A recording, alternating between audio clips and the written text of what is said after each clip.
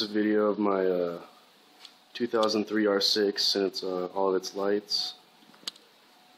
Here it's all the LEDs underneath.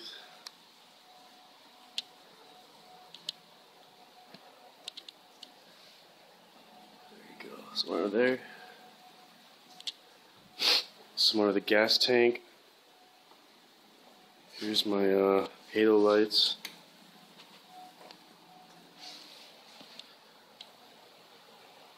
There's some white lights inside of there.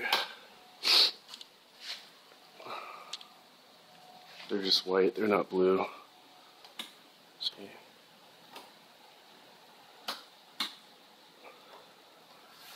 Here's my remote control switch I got for it. Turn everything off, show you real quick.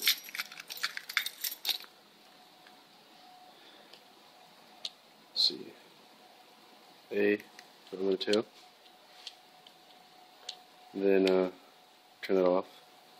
And then B for the halos. And I can turn it off again. And I can do C for everything, including the white, turns off and on.